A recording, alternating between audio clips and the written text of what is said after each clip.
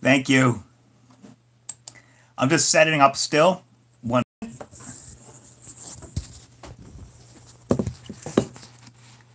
Sorry about that. I forgot it was a 5 class. Took a little longer to get home because of the weather. One moment. I'm still setting up.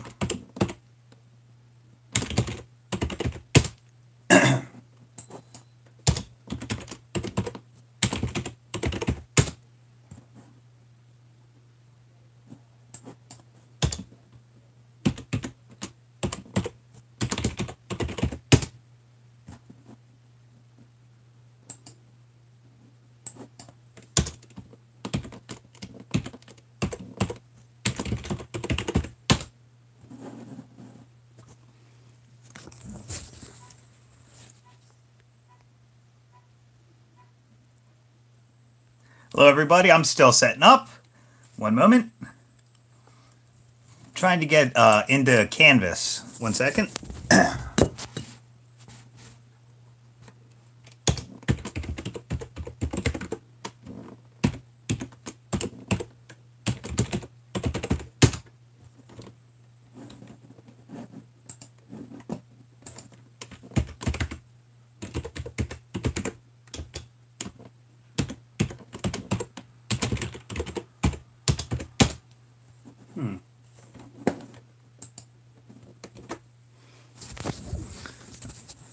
Alright, well, it is not letting me into Canvas, unfortunately. But I can see most of the class's chats on here.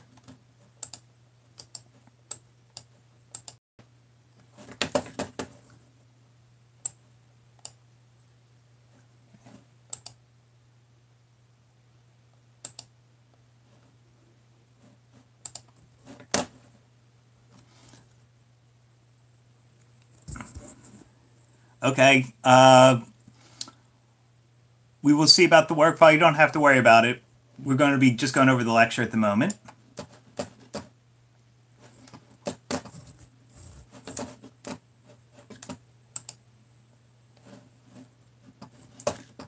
Okay, so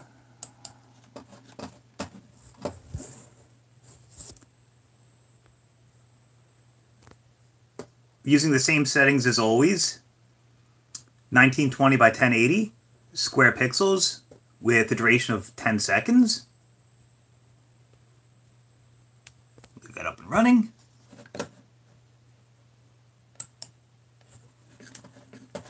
And the first thing we'll be going over tonight is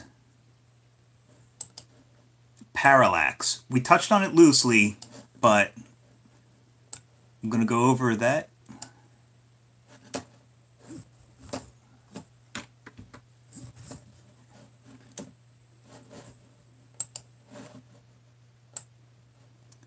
Second.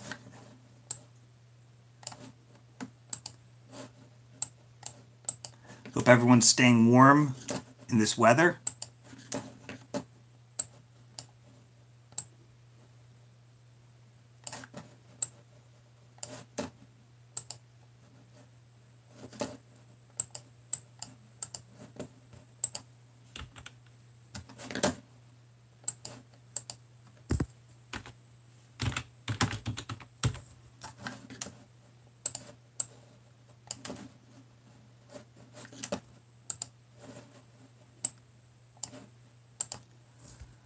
Okay,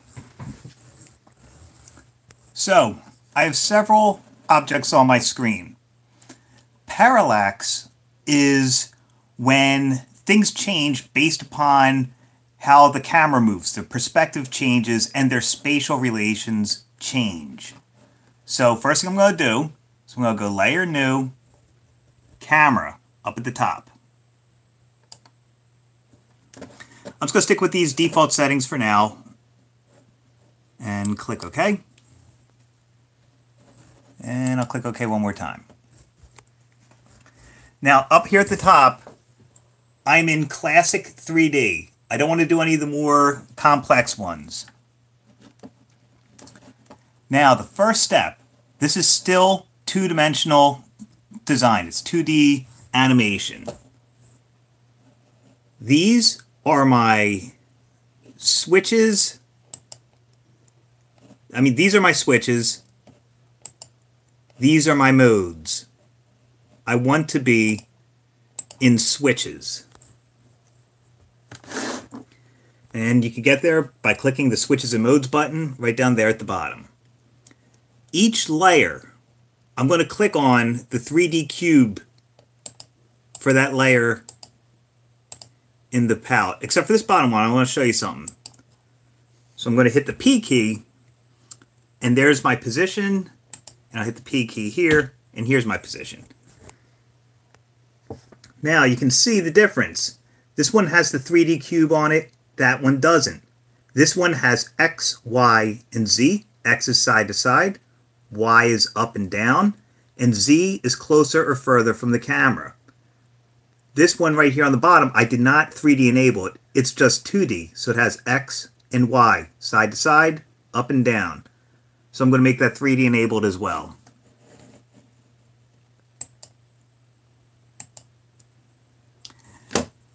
Parallax works based off of whatever's closest to the camera move the fastest, and what's further away will appear to move slower. So if you see a scene of someone running down the street and there's street posts between the camera and the person, the posts are going to be going by real fast, and what's in the background, like mountains, would go by a lot slower. So I'm going to select all of my layers, and I'm going to spread these out on Z space. So what that means is I'm only going to spread them out on the Z for now, just to show you this. I'll make them 600 apart.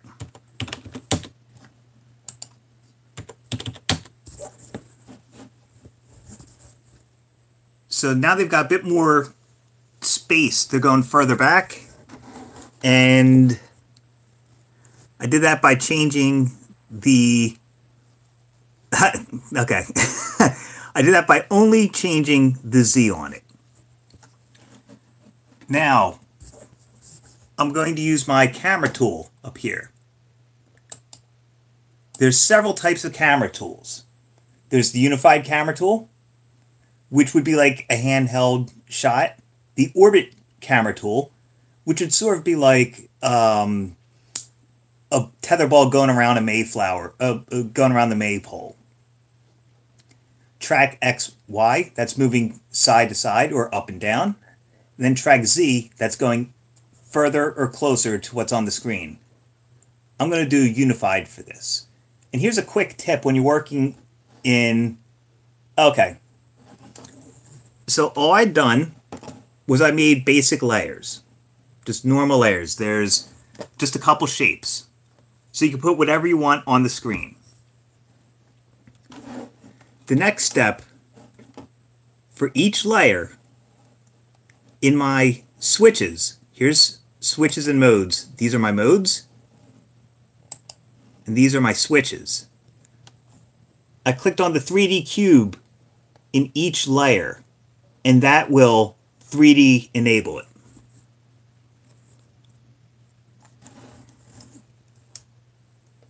After I 3D enabled it, I just went Layer, New, Camera.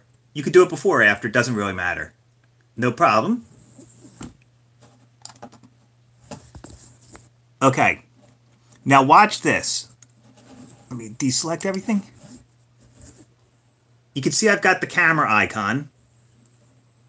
I'm not going to do any keyframing. I'm just going to move the camera around with clicking and dragging. You can see how the distance and the relation to one another changes based upon how you move your camera. That's an example of parallax. Another thing you can do with parallax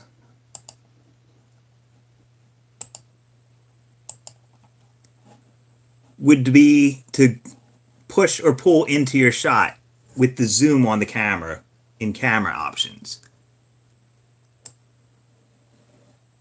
As I push into the shot, you see how their spatial relations all change.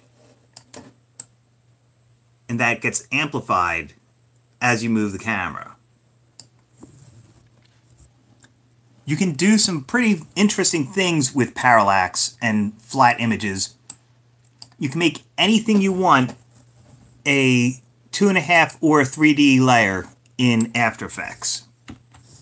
All you have to do is make sure you're in your switches, and for each layer you want to, click the cube in that stack to 3D enable it, and then add a camera by going Layer, New, Camera. Now, when things are 2.5D, the biggest change, yep, right there, the cube.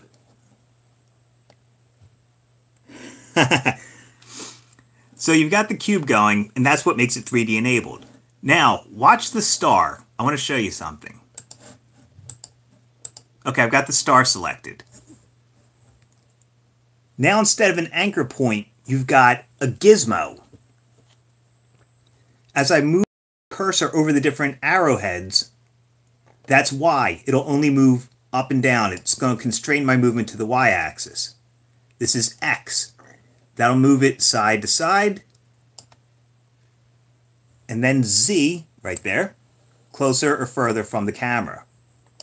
The gizmo is now your anchor point. And you can always move the anchor point with the pan behind tool up at the top. So I'm going to move my anchor point up to the top just for now.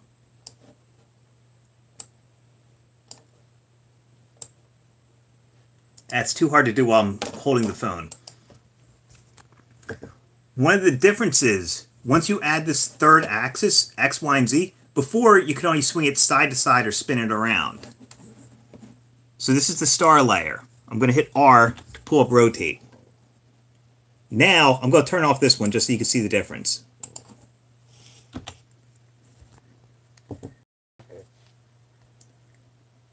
This is 2D rotation, which we've done before.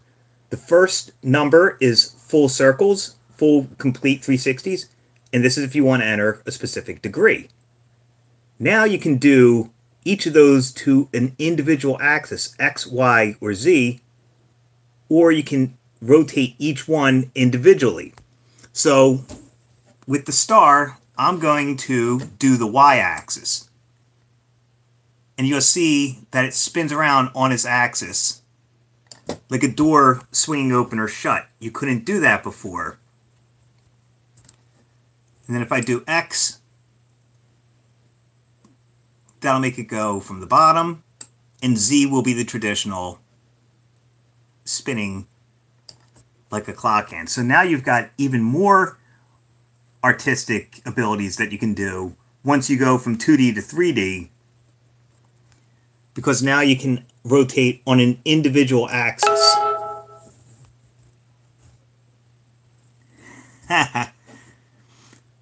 Okay. One more thing. Once you go 3D and 2.5D, I'm going to hit the C key and watch the camera cursor. It's going to change. So that's my tracking, and this is my zoom. So just by hitting the C key, I can pull up the different tools. I'm going to zoom out a bit.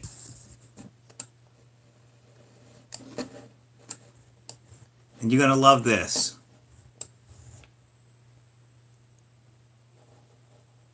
Layer new light. I'll just leave it default for now, whatever it was set up to last. I'm going to click Cast Shadows.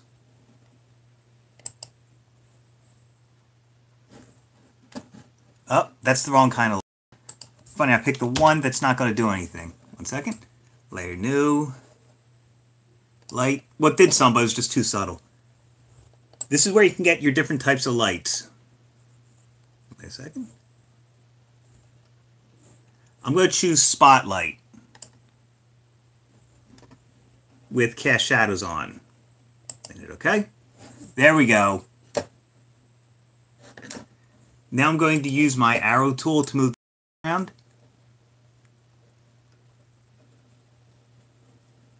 Now you can get creative with shading and lighting and how much fall off there is by adding lights to the scene.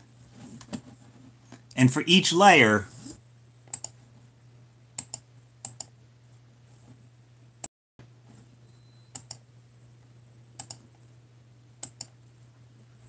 you now have material options where you can see what it looks like and how it'll change. Glad you like that.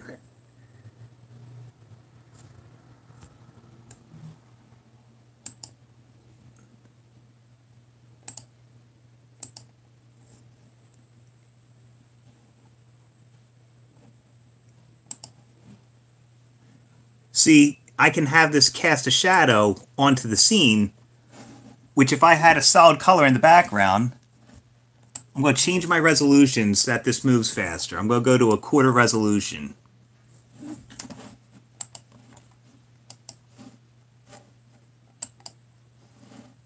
I'll make this background color something I haven't used before, just so that sticks out.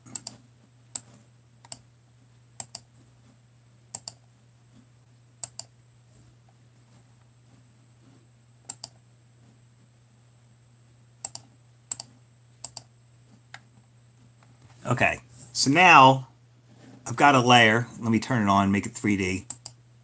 Okay. So now my background shape is 3D as well. And for cast shadows, I'm going to click on.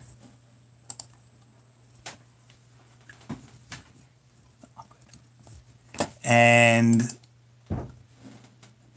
I could start having these cast shadows upon one another as I move.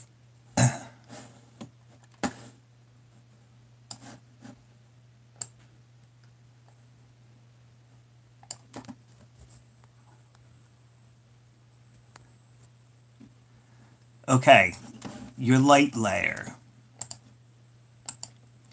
Do you have a spotlight? Yep, this is parallax.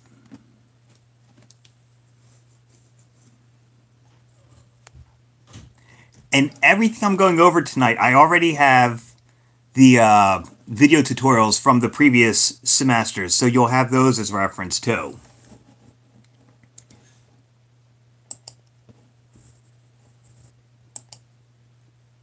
See, that's how it changed when I went from spotlight to ambient. We'll change that back to spotlight. You might need to increase the strength of your spotlight and also move it further away. See, as I move it closer and further from the objects,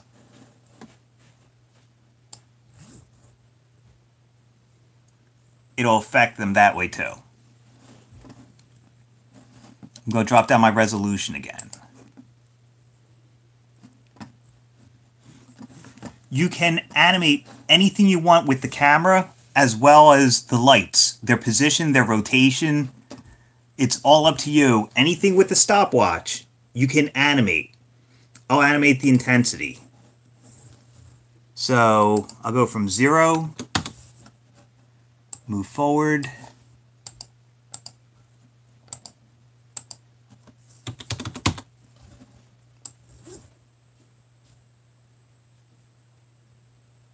Like that.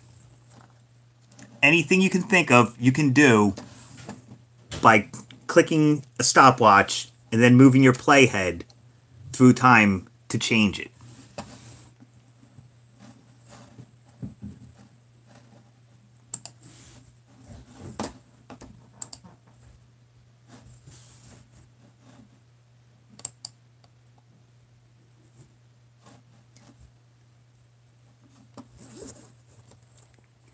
Now when you're working with the camera, this plane right here, oh, I'm glad you found some turtles. The plane right here will show what's in focus. And just with the manual camera, the smaller your f-stopper aperture is, the more shallow your depth of field will be. Same with the blurriness. You can adjust how blurry things get.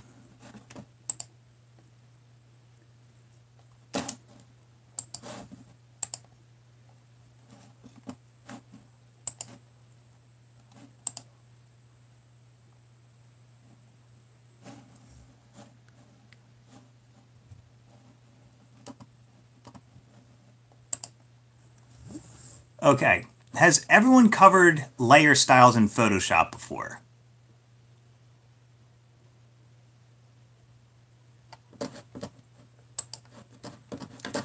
I'm going to create a new composition.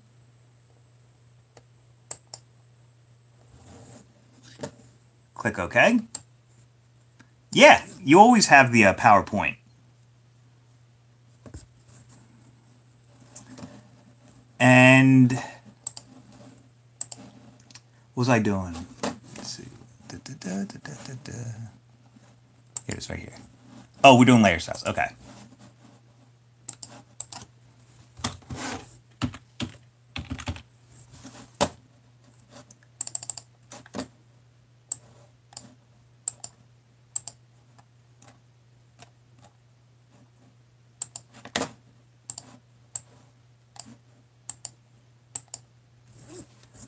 Okay, so all I did was create a new 2D document. There's no 3D up there.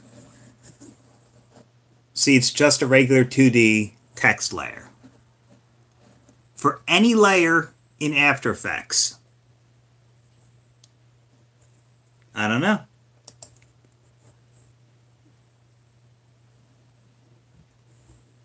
You can click Layer Styles by right-clicking. And I'll do satin.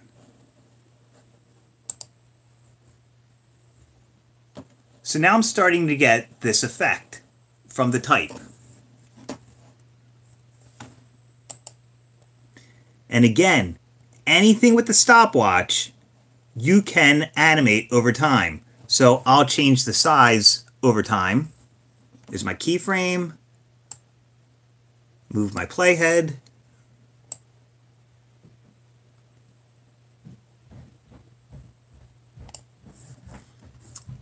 And you can also animate the angles as well. So I'm going to change the stopwatch there.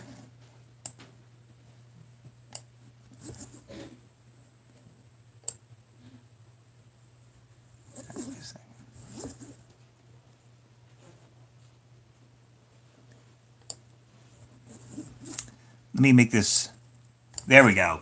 I cranked up the opacity so you can see what's happening more easily.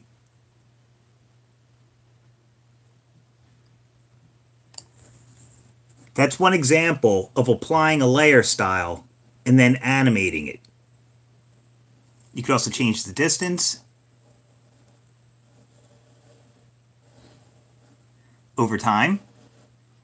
So that's one difference between Photoshop and After Effects is you can animate the layer styles and get your own custom effects that way.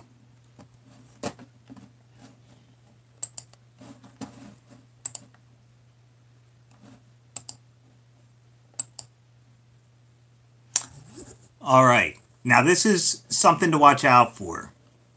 We've worked with custom keyframing, but there are a lot of preset animations in After Effects, which can help you out when you're pressed for time, but you don't want to rely on them too heavily because then you'll just have the default work that anyone could have gotten. So I'll show you by making a new comp, hit OK, and I'll type in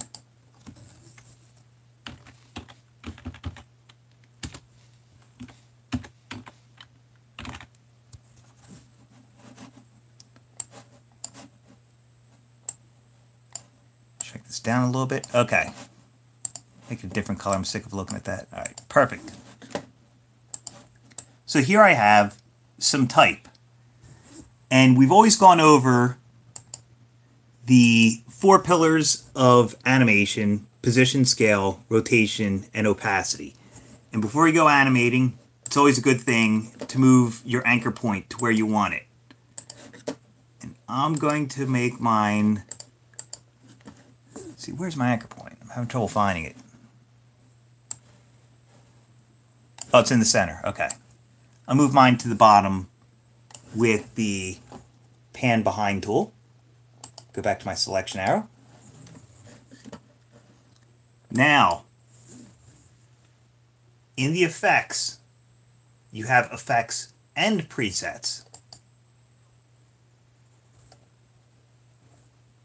And there's a whole subsection for text. And everything's split up by the type of animation it'll create. So I'll try seasick. And you either just drag it onto the layer, or with the layer selected, you double click on it. And I'm going to hit the U key. And you can see this automatically creates keyframes.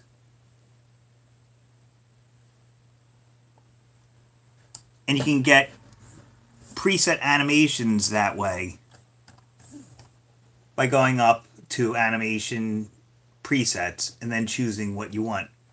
Or if you're working in type, you go to text. Like I said, use them sparingly, and you can always edit them based upon what you want to do to get a more custom look.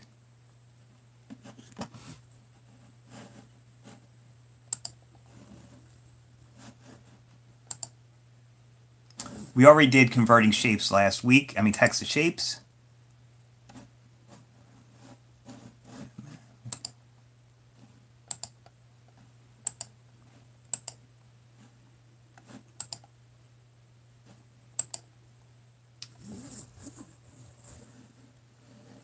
This is important. I'm going to, so I've got my type, and I'll add a star.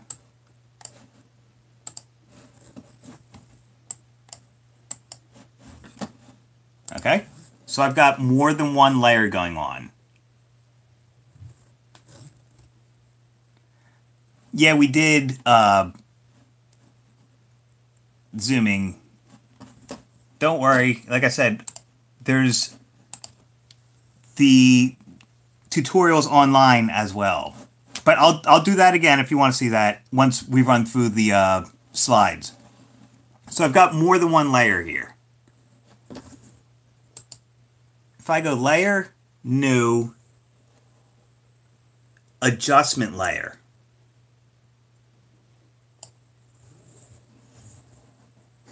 I now have an adjustment layer on the top. Okay, so watch this.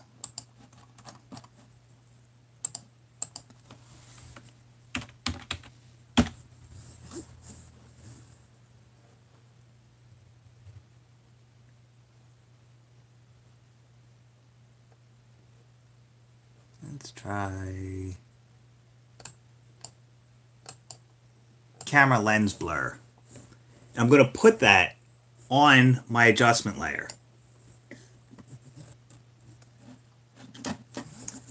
And I'm going to increase that a whole lot. An adjustment layer will affect every layer beneath it. So you can throw as many effects on there as you want, and it will adjust everything that's beneath it. So if I don't want this star to be affected by it, I just put it above the adjustment layer.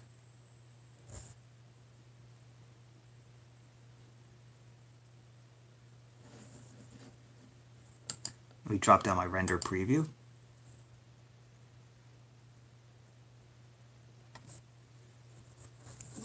Oh, it's because I reduced the quality. That's funny.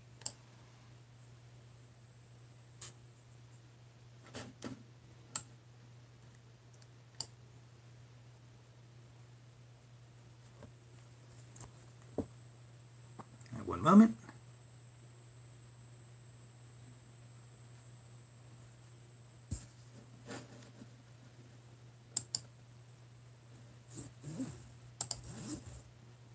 Change the quality of that again. There we go. Now you can see, since the star is above the adjustment layer, it's no longer being affected by it. Adjustment layers only affect everything beneath them. And you can throw as many effects on the adjustment layer as you want.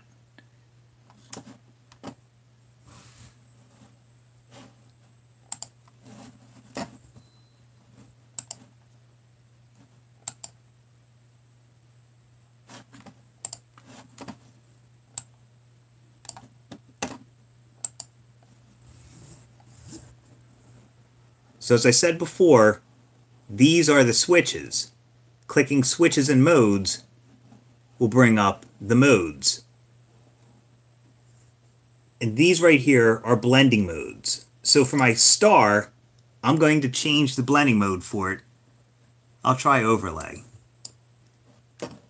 And you can see how it's interacting with the pixels differently for what's beneath it.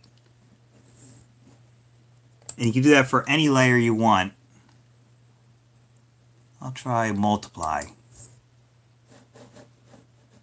See, and as I move the star, anything beneath it will change based on the blending mode that you pick.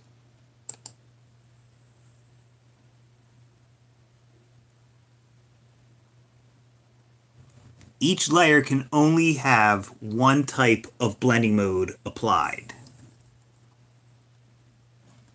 And if I change the one for the type, let's try soft light. Now they're interacting in a completely different way than when I had no blending effect on the type. I should say no blending mode.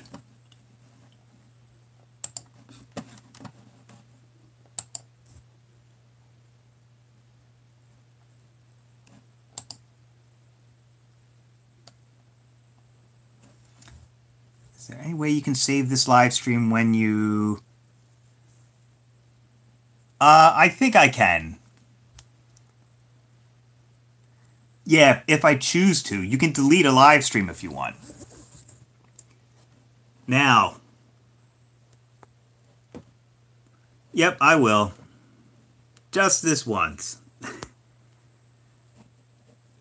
Alright, how do I get the chat down? Alright, the two main spots that it matters to be professional when you're working in the field, in the studio, anywhere. Your project panel and your timeline.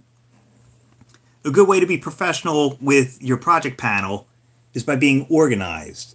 Here's the folder icon. Change it. Yep, I will, don't worry. I'll name this sequences.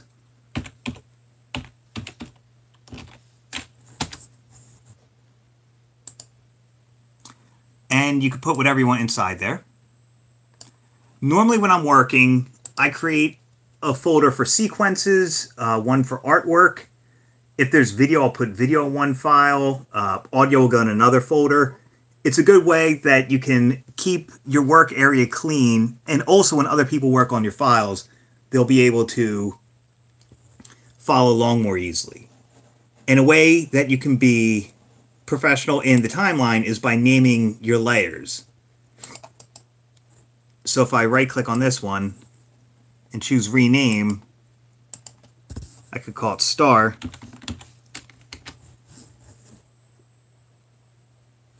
And that's one way of being a bit more professional in your workflow.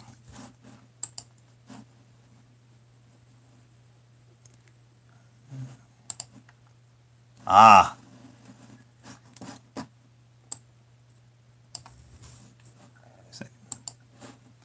Okay. This next thing I'm going to show you is super important. The golden rule of thumb when you're working in After Effects is if something isn't working, try to pre-compose it and then test it out again. And I'm going to explain to you what that means. I've got an adjustment layer, the star, and the word hello again. I've got 3 layers. Precomposing is getting 1 or more layers and grouping them all together into one file. So I'm going to select them all, right click, choose precompose, and I'll call this, when we did overlay, how is that box changing over the type? Oh,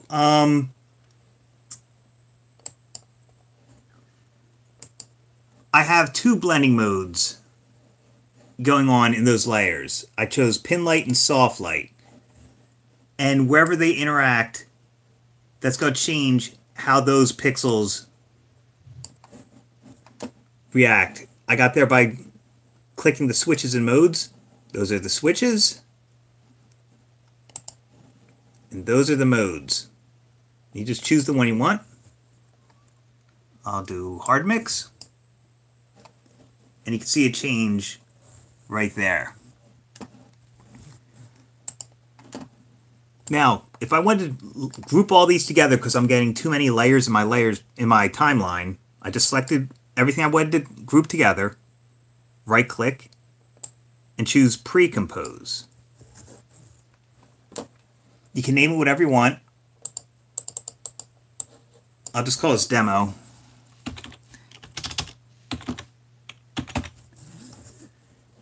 Now, almost all the time when you're pre-composing things together, I click Move All Attributes into a new composition. And then I click OK.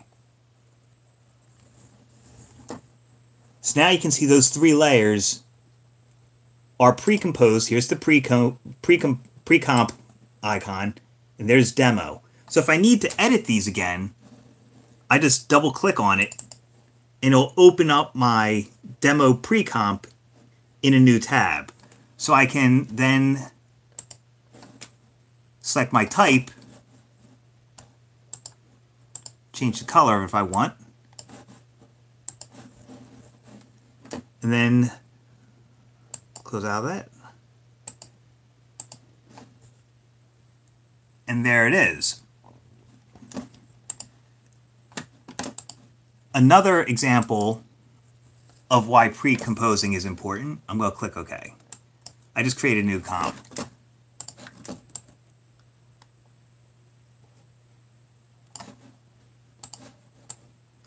So I've got a star here. And I'm going to throw a light effect on it.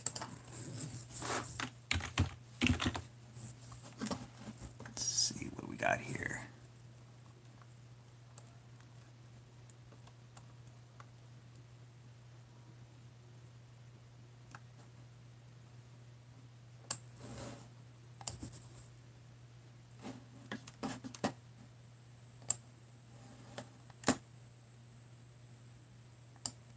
Perfect. Okay. So in my effects, I typed the word light.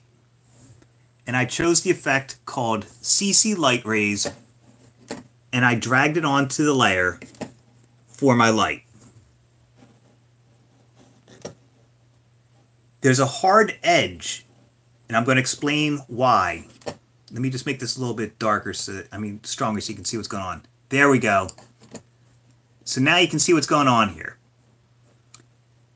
This shape layer is made up of paths. It's closed, and that creates a shape. This box around that layer is called a bounding box.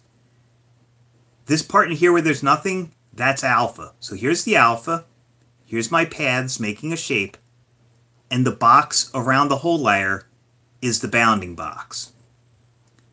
This light effect is hitting the bounding box and stopping. So I'm going to just click on it in my effects panel. There's my effects, there's my project. I'm going to cut it. I'll just select it, choose cut. You'd always do it by Command or Control C. Now, you saw how that was hitting the bounding box and not doing what I wanted. So my first thing I try is precomposing. So I select my shape layer, right click, choose precompose. I'm going to call this star PC. I usually put PC at the end of my precomps so that I know it's a precomp. And I'm going to click move all attributes into a new composition. I almost always do that. So now you see there's the precomp icon. There's my star. I'm going to select it, drag light rays on it again. I'm going to move the generator for this effect, increase the intensity so you can see what's going on. Now look what's happening. It's going past the bounding box and filling up the screen. Before, this effect was not working properly, and I got it to work by precomposing the layer. And you can animate this however you want by just clicking the center keyframe and then moving your playhead. Move it again some more. Keep moving the playhead. Move that. And now you see how you can create the animation you wanted. And all I had to do was precompose the shape layer before I put the effect on it. You'll find that precomposing will solve a lot of problems when you're trying to work with effects.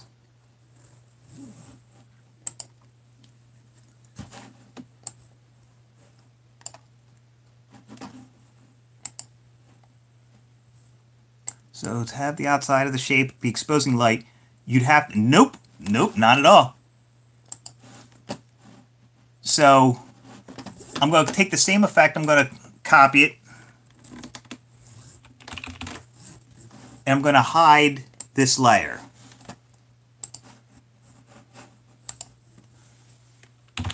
I'll type a word.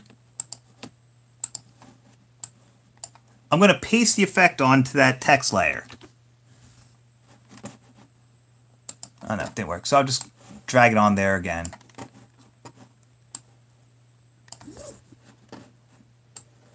So you see what's happening here? The same thing. It's hitting the bounding box. I didn't mask or anything. All I simply did was whatever layer you're having trouble when you're applying an effect. Choose your layer. Right click. Choose precompose. Name it. It's always a good habit. I'll just call it high and then PC at the end, short for precomp. And like I said, I almost always move all attributes into a new composition. So there's my type, and it's precomposed. So I grab my light rays effect, throw it onto the layer with the type.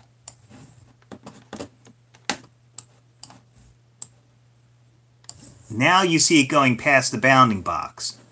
I just had to precompose the layer and then apply the effect to it. Precomposing will solve a lot of issues you run into when you're doing motion design. Plus, it also helps keep your workspace a lot neater.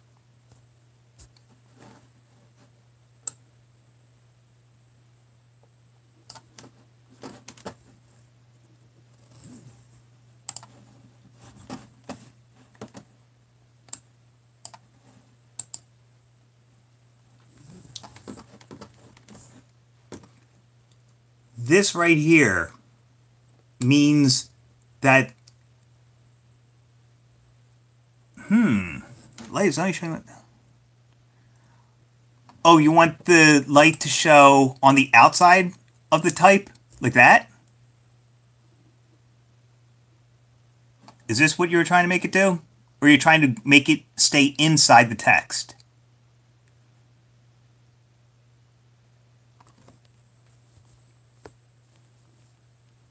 Yeah, the light is only showing when it's inside. Okay. No, outside the text, like I have here. Like that.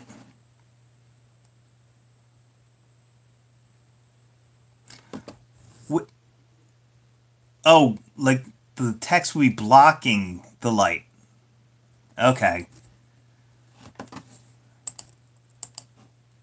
Let me see. Oh, one thing you could try with that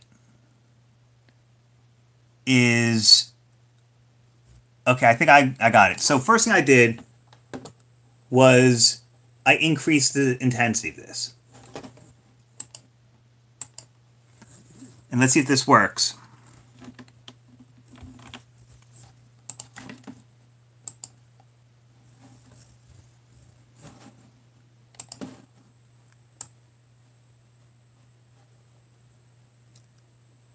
Okay, wait, no, so you want that to be... As if it were backlit, and you're not seeing that.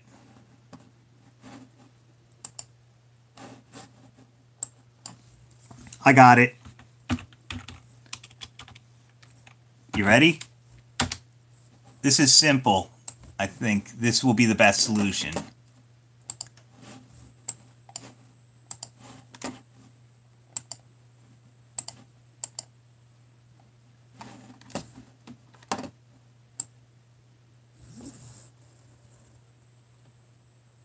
A little bit more like that.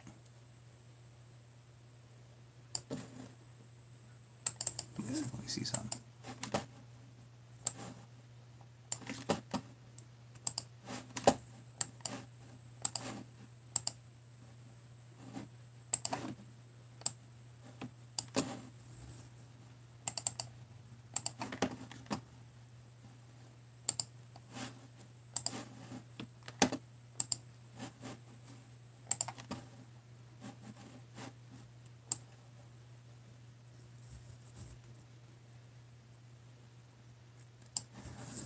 If you duplicate the text and make it black, then you can achieve a silhouette look.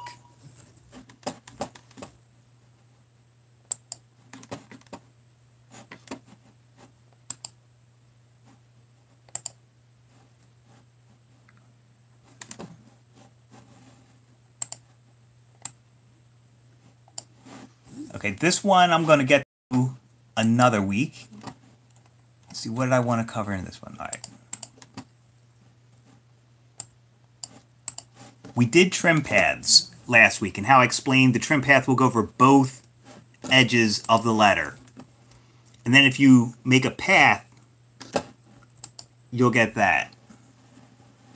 We looked into strokes.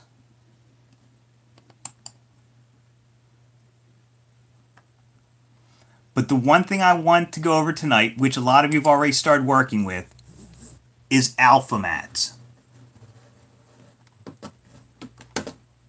So we're going to start on alpha mats from this lesson. And I'm going to just make a new comp. Sure. I'm going to close the old ones just so my machine runs faster.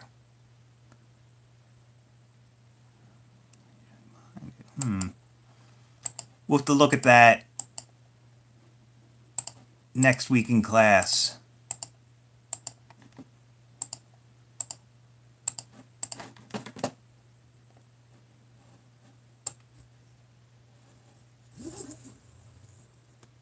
Alright, so I'm just going to make a new solid.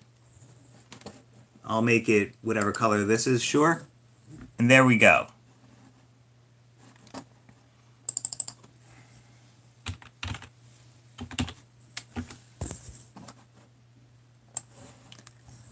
And from the effect, I'm putting on fractal noise.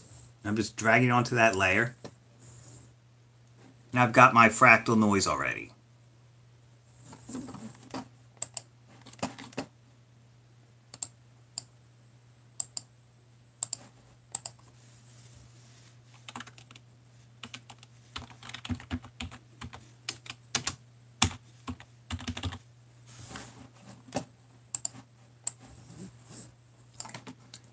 Any layer that has alpha around it, such as type or a shape layer, has to have alpha around it. You can use this to mask out what's beneath it.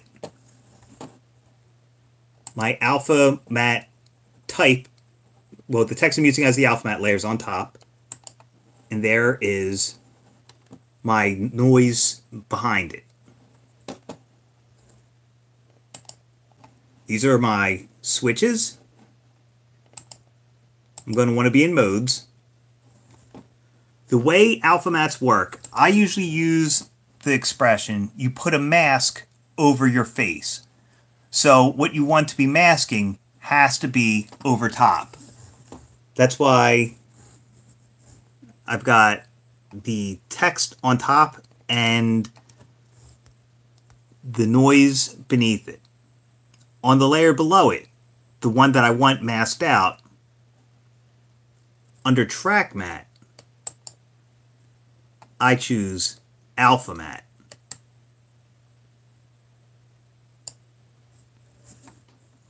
Now the noise fits inside of where the text is.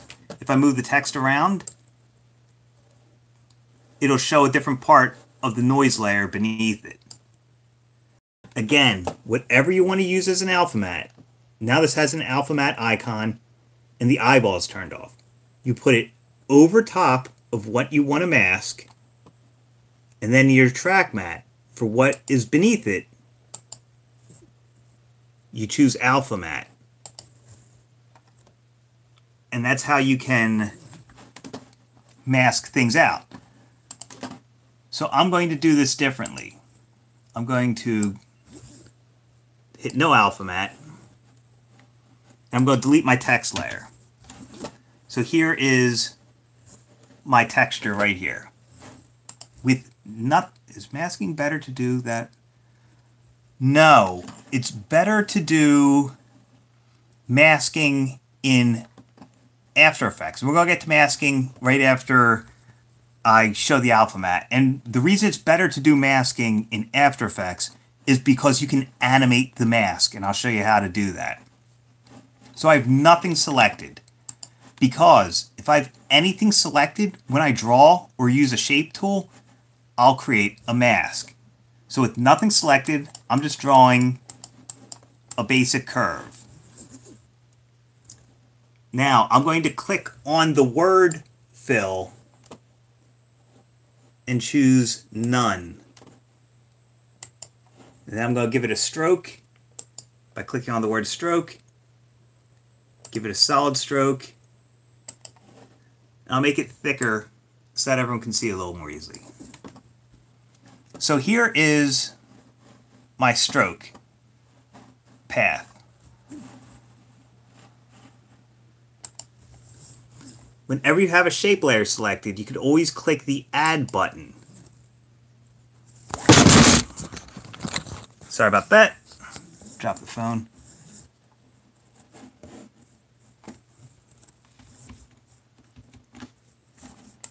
Oh. And I undid that too when I dropped that. I'll do that again. Nothing selected. Okay, so there's my path. I'm going to go Add, Trim Paths. Now remember, when you work with trim paths, start is the first point you made, end is the last one. So I'm going to move this along on just start, and that's the way I want it to draw on, from left to right. So that's the way I want it to go. I'm moving the end to 0. We'll click my stopwatch to start, move my playhead to however long I want it to be, and then I'm going to change the end from 0 to 100. So it's going from 0 to 100 over time. And there's my trim path drawing on. And as I showed you, whatever you want to do as an alpha matte, you just put it above the layer you want to mask out. So there's the trim path draw on. I select the layer beneath it. Under track matte, I choose alpha matte.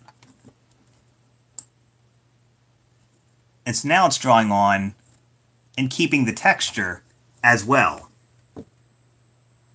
So you could use any type of artwork you want and reveal it using a trim path as an alpha matte. It's a fast, easy way to get some stylish animations. Any questions on that?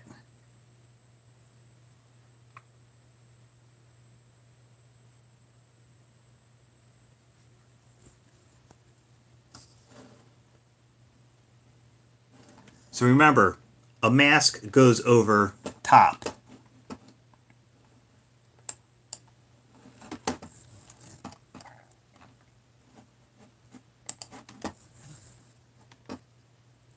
Now, there's a question earlier about masking.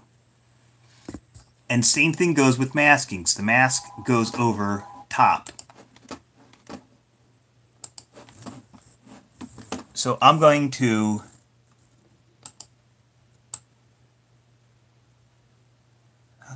alpha matte. Okay. I'm going to delete this layer right here. So here's the background texture. What kind of file should it be? I just simply made a text. I made a solid and threw an effect on it just to demonstrate. Add alpha. Okay, I'll show you. So you've already got, oops, I had that selected when I drew.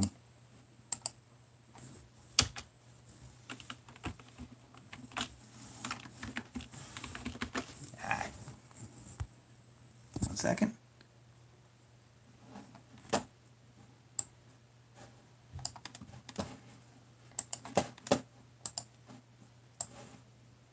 Okay, so there's my layer with the noise.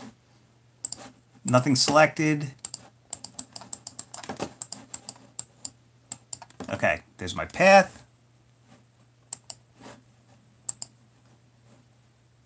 There's my trim path.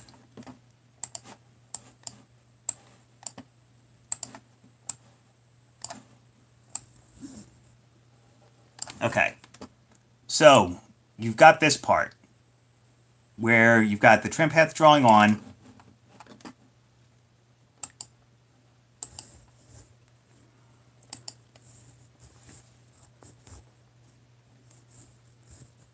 Okay, there we go. That's better.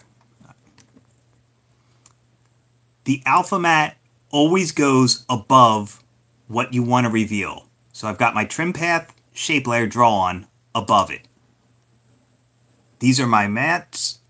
My modes. These are my switches. I want to be in modes. Shape layer above. Remember, mask goes over top. What I want to reveal, I go to the track matte for that bottom layer, and I choose alpha matte. Now, the shape layer above has the alpha matte icon, and the eyeball is turned off. So now I get the draw-on effect with the texture. Did that work that time for you?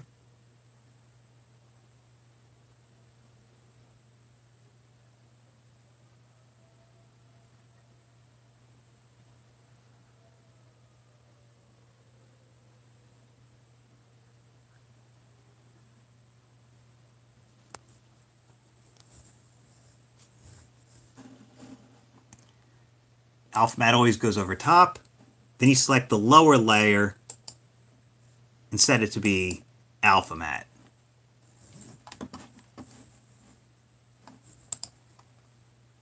All right, good job. So now you can draw on anything you want using that simple technique. So rather than just having flat geometric shapes, you could have textures. Glad you liked it. All right. So I'm going to delete everything in this composition. I'm going to go layer, new solid. Okay. And this time, let's try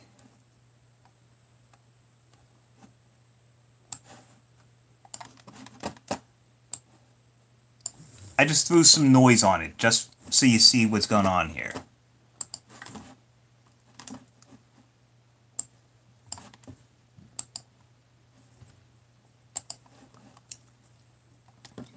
Now, whenever you have a layer selected and you choose either your pen tool or the shape tool, you will draw a mask on that layer. So this layer is selected, and I'm going to just draw a freeform organic shape up here in the corner. And you see how I have the circle point, meaning I'm about to close off the shape.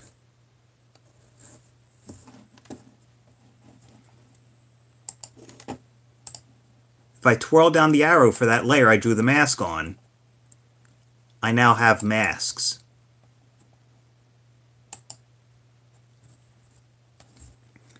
And remember, anytime you see a stopwatch in After Effects, you click on it. Well, first you move the playhead to where you want to start that animation. Then you click on that stopwatch, move the playhead, and make your changes. Add. Add will keep anything inside of your mask. If I change that from add to subtract, subtract will take out anything inside the mask. So this way you could hide or show whatever you want whenever you want. I'm going to change mine back to add. And as I said before, I draw my masks in After Effects because in After Effects you can animate whatever you want. If I were to click on Mask Path, I get a keyframe, and then I move my playhead. With any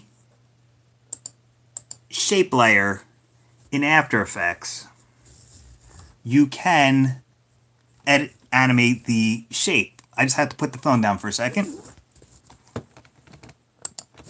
Okay. To hold down Shift while I clicked that point, you can animate not only the points, and I'm going to move my playhead, you can also animate the Bezier curve handles. I'm going to move my playhead again.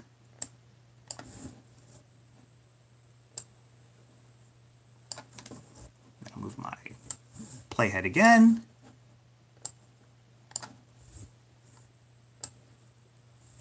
So remember, you can animate the points and the curve handles of any path in After Effects. So that's one powerful use for a mask. Another one is this. You can feather the mask if you choose to. I'm going to increase my feather to 300 pixels.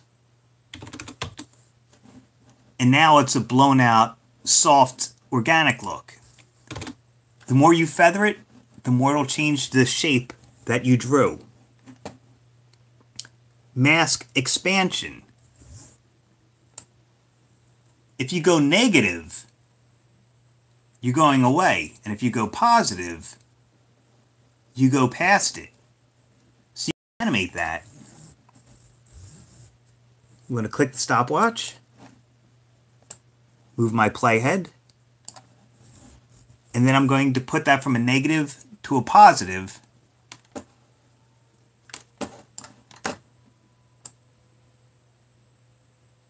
So now you see I'm animating the shape of the mask as well as expanding what's inside of the mask.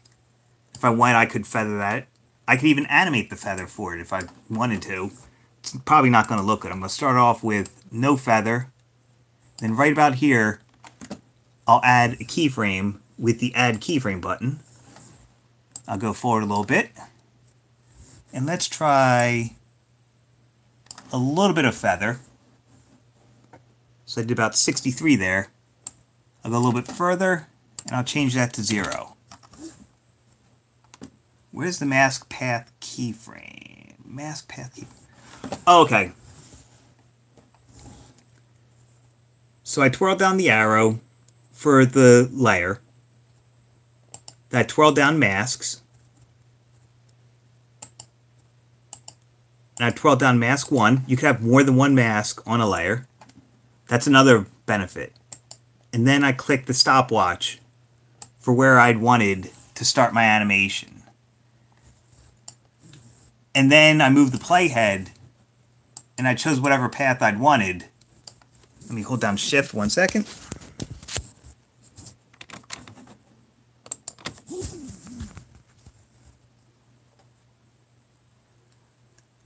You could try the M key to just show the mask layer. But I'm editing the mask path with the pen tool selected.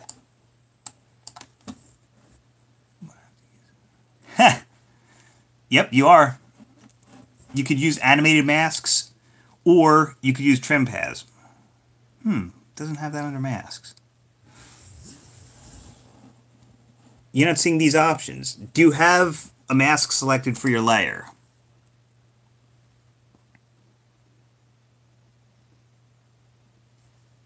Okay, cool.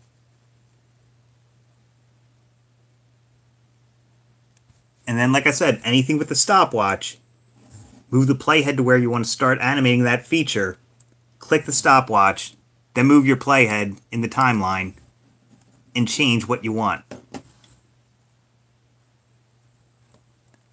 So now you can see a lot of very creative uses for masks. With the trim path that we did for the alpha mat, that was... we can go over it next time I see you in class. You can change the shape and get a more liquid look by animating your paths and Bezier curve handles. So you can definitely get a different type of animation draw on animating a mask than if you use the trim path with alpha mats. Two totally different solutions to the same thing. Remember, animation's going to change based upon how you bring things in and the way that you choose to do it.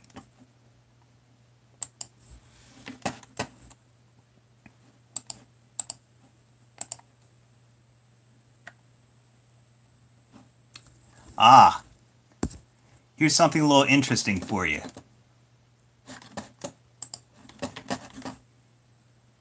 I'm going to create a new composition.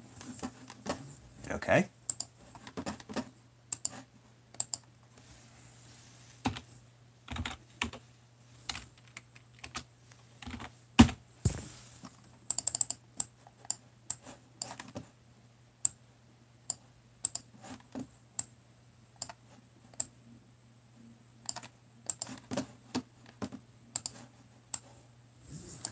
Okay, so I just got some text, right? And I said before, an adjustment layer affects everything beneath it. So I'm placing an adjustment layer above my text.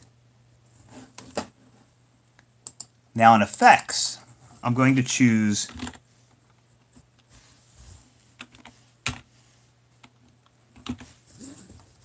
transform. I'm going to put that on my adjustment layer just by clicking and dragging it. The transform effect is unique in that with any layer you've got transform. But there's also an effect for throwing transform as an effect. And here's one of the reasons why a lot of people do it. I put the transform effect on my adjustment layer. And for this, I'll change the scale to, let's say 200. If I select, come on, don't go crashing on me.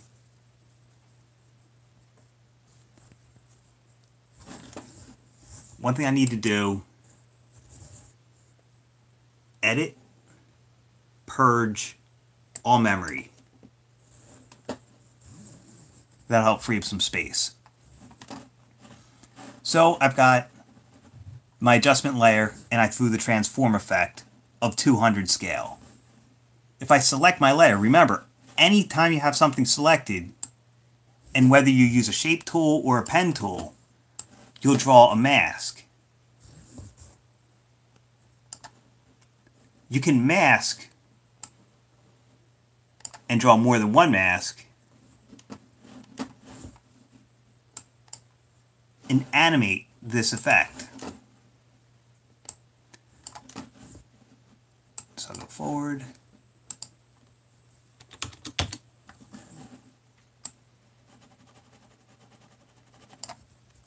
So that's an example of blending together adjustment layers, effects, and masks.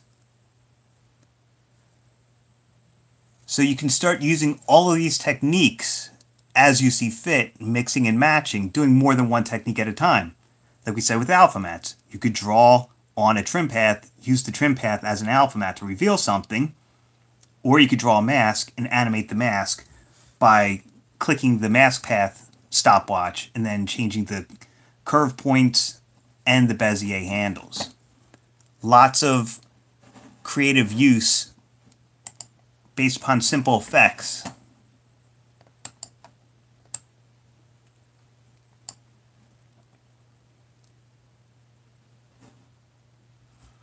I'm going to go over this one next. Okay. I'm going to create a new composition just by hitting the new composition button.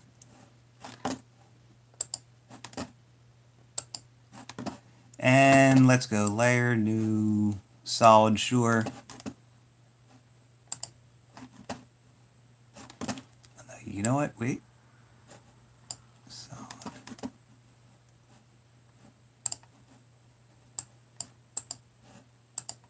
Okay. I'm going to put the red layer on the bottom and the ugly green layer on top.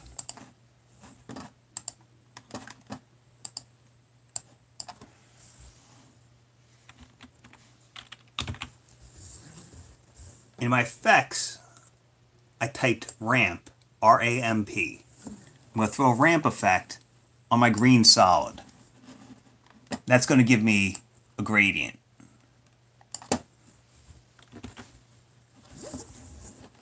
You can animate the gradient any way you want over time by clicking the stopwatches.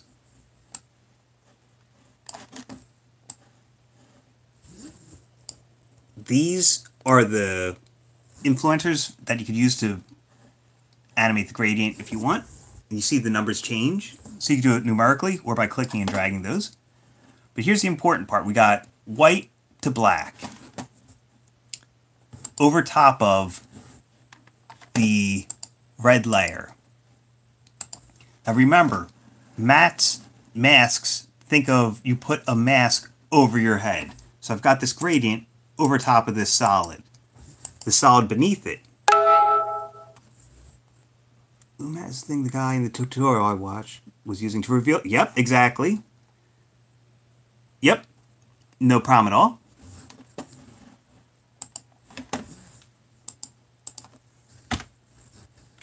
So I've got two layers, the green and the red. Green's on top. In effect, I typed in ramp, and I put it on the top layer. Now, remember, anything with the stopwatch, you click on this, move the playhead, then click on the stopwatch you want to change, then move forward in time. You can adjust where black and white go in one of two ways. You could do the numeric sliders, and by moving the numeric slider, you'll see this moving. You can click on this to move it how you want, or whenever these, click on that, and you get crosshairs, and wherever I move my mouse, that's going to position it. So you could use the crosshair tool, and then click to where you want it to be, or you could grab these, or you could type in a number. It's all up to you as the designer. You can even change the colors, but I'm using white to black for my Luma mat reveal. Remember, the mat goes on top, always on top. Mask goes over your face. The layer beneath it, I'm going to choose Luma mat Alpha matte is based off of alpha. Luma matte is based off of white to dark values. White is 100% see-through. Black is 0% see-through. So even though this is a solid color, this shows you how you'll see the opacity based upon how much white or black is in your gradient. You could animate the ramp as well. So I'm going to, I'll click the stopwatch for the white part, go forward in time, move this, go forward in time again, move it some more, go forward in time, move it again, and then move it like that.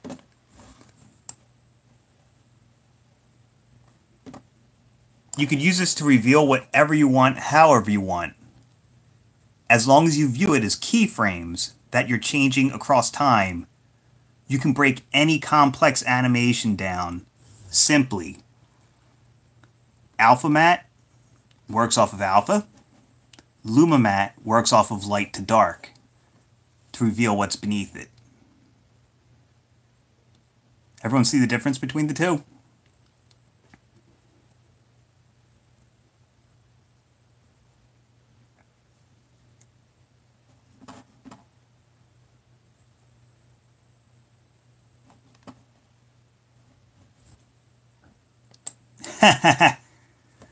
Yep. So this is an example of a photo with the Luma matte going across it.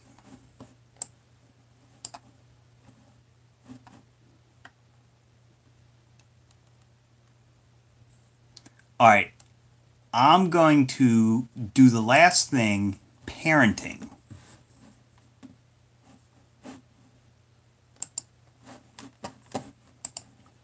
I'll create a new project.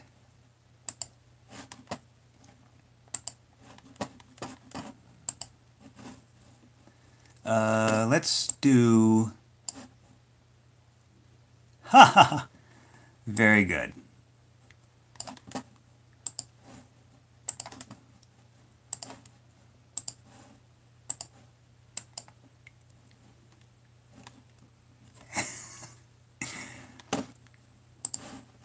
Okay, I'm going to deselect my shape layer. And I need to grab my pan behind tool to move that anchor point. And I'll move it to this corner over here. We're close enough because I'm holding the phone while I'm doing this. So there's my shape layer.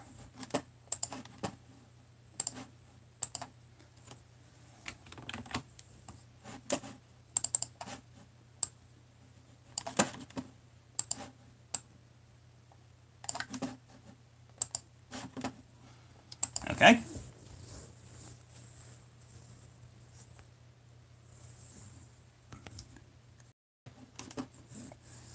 Okay, now we can see it. So I've got a letter on a shape layer, okay? If I were to rotate the shape layer, I'll hit the R key while I have that layer selected. See what's happening? The shape layer is moving. So I'm going to hit undo. Now watch this. These are my modes. These are my switches. My text layer right here.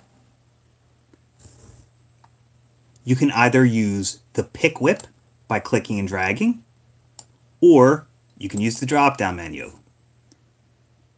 Both will work. The pick whip is essential when you're using the parenting pick whip while using an expression, which we'll cover later. That's a really cool feature. So I'm just going to select my type layer, use my pick whip, and drag it to the name of the layer.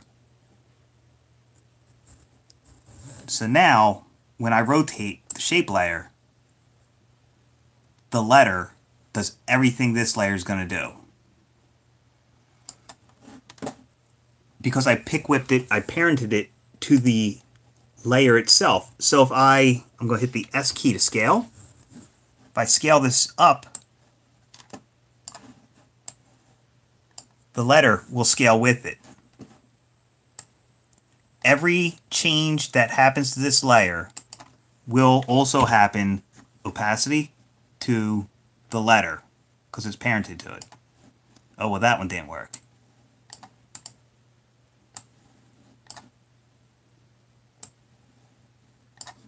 I'd probably have to use an expression for that.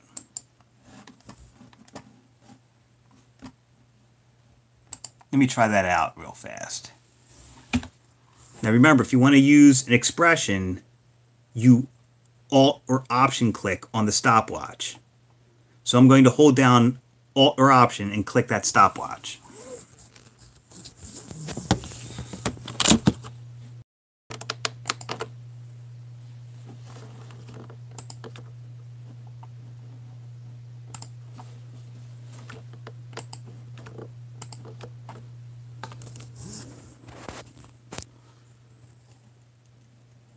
Now I've got an expression. There's my expression field.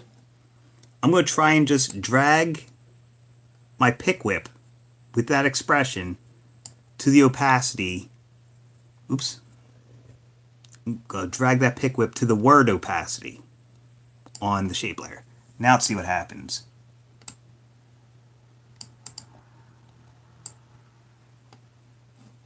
I had it working last semester. I'll figure it out.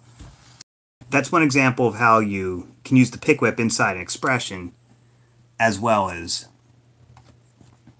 excuse me, with that. Also, animation's going to change based upon how you parent things together. So, I've got this. We hit R for rotate. And I'm going to tie this all together by moving the anchor point to the top middle. I'm going to make the shape layer three-dimensional. Because this way, oh, wait, let me hit undo. I gotta make the text layer three-dimensional too.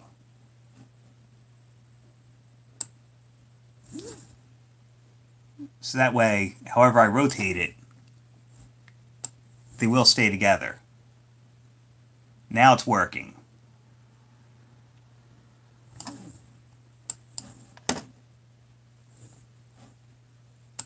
So that's the X. Okay. I'm going to start back there, go forward a little bit. Now remember we talked about overshoot. I'm going to overshoot a little bit. Going to go back a little bit. Go forward a little bit. I'm just doing this quickly. Back a little bit more.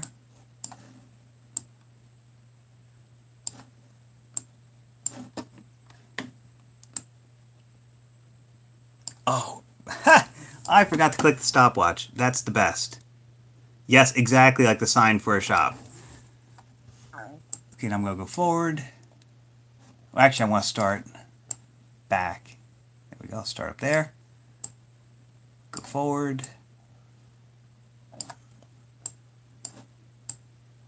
So like I said, this is what we talked about before. Overshoot is one of the 12 principles of animation. And I just keep getting smaller and smaller with the numbers, and the keyframes keep getting closer and closer together.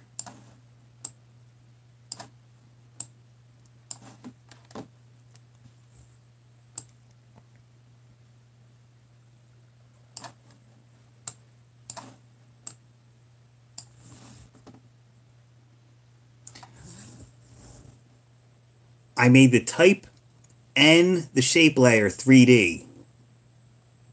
And I only rotated it on the X. And I put the anchor point up the top middle.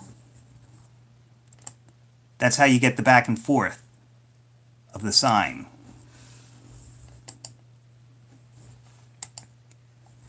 So if I have, it should work. Let me see.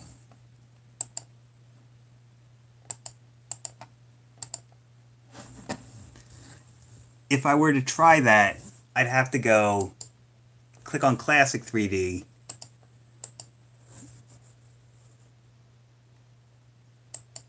Ray Traced. There's another one in here. I'm using an older version. Let's see. Come on.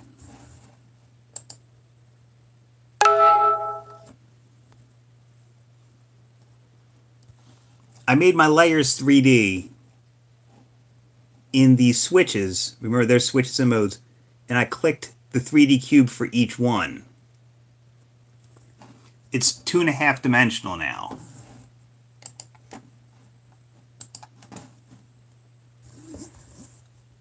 I clicked on the Classic 3D up there, and I changed it from Classic to Ray Traced. We're going to be covering this later on. I'm just testing this out real fast.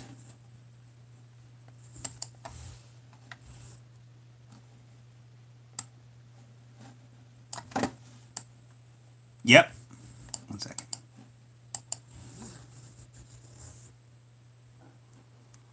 Even using a 3D cube, this will still work.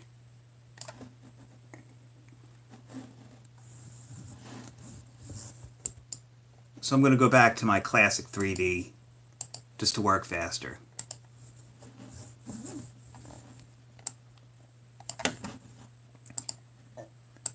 Now this shape layer here, I'm just going to duplicate it by right-clicking and choose Duplicate.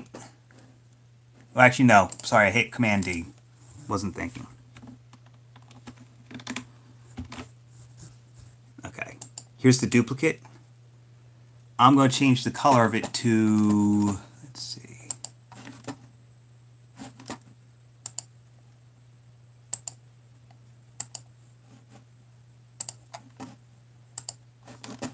Let's try green.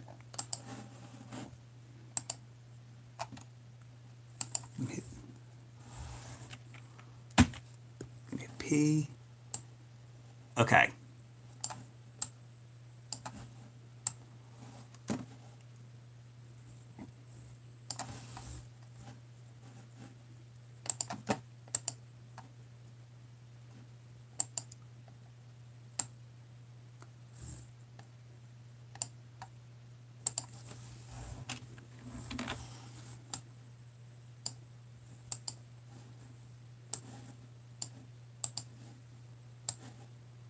Okay. Let's see.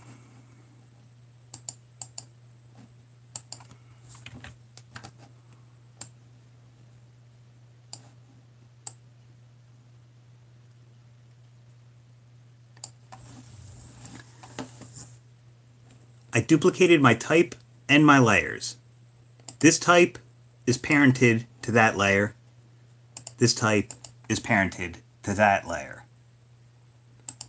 If I parent the bottom layer to the shape layer above it, watch what happens.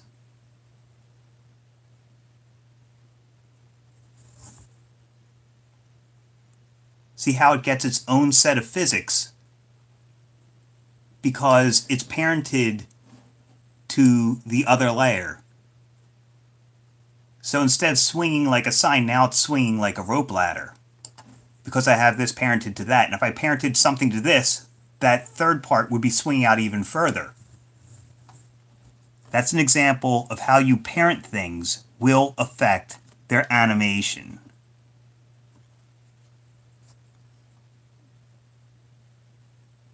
So you can experiment with how you parent things together to achieve different animation effects. So like there, you can see that wouldn't be happening unless it was parented in that fashion.